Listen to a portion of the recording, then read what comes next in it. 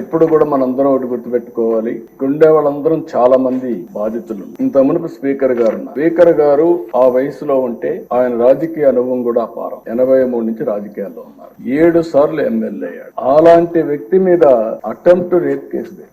ఏమన్నా నాకైతే అర్థం కావడం లేదు. ఇప్పుడు ఆయన అదే బ్యూటీ ఆఫ్ డెమోక్రసీ, ఆయన ఇప్పుడు స్పీకర్. అదే మాదిరిగా ఈయన్ని చంపేయాలనుకున్న ఆయన ఇప్పుడు deputy speaker. Can you imagine this? అందుకే ప్రజల్లో ప్రతి ఒక్క విషయాన్ని వాచ్ చేస్తారు. ప్రతి ఒక్క విషయాన్ని వాచ్ చేసి ఎప్పటికప్పుడు ఒక్కొక్కసారి బయట రాలేరేమో గాని అవకాశం వచ్చినప్పుడు మాత్రం సరైన నిర్ణయం తీసుకుంటారని చెప్పి కూడా నేను మీకు తెలియజేస్తూ, అహంకారంతో విర్రవీగిన వారికి కాల్చి వాత పెడతారంటారు చూడండి, అదే సరిగా జరిగింది.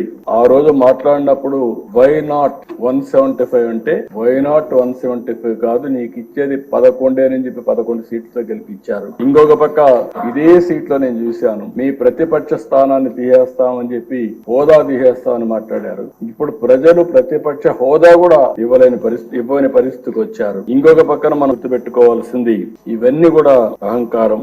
అలాంటి అహంకారంతో ముందుకు పోతే ఇదే అవుతుంది. నా చరిత్రలో 2 సార్లే ప్రతిపక్ష హోదా అనేది నాయకులు ఇచ్చేది కాదు, ప్రజలు ఇచ్చేది. అంటే ప్రజలు ఓట్లు వేసినప్పుడు 10% సీట్లు గెలిస్తే ఆ గెలిచిన పార్టీకి ప్రతిపక్ష హోదా వస్తుంది. లేకపోతే మెజారిటీ మనం గెలిస్తే మనం ఇక్కడ అసెంబ్లీకి వస్తాం, మెజారిటీ ఉంటే గవర్నమెంట్ ఫామ్ చేస్తాం. అట్లా కాకుండా ప్రతిపక్ష హోదా కావాలి, ఇవ్వకపోతే నేను అసెంబ్లీకి రానని డిమాండ్ చేసే నాయకుడు నా చరిత్రలో ఎప్పుడు చూడలేదు.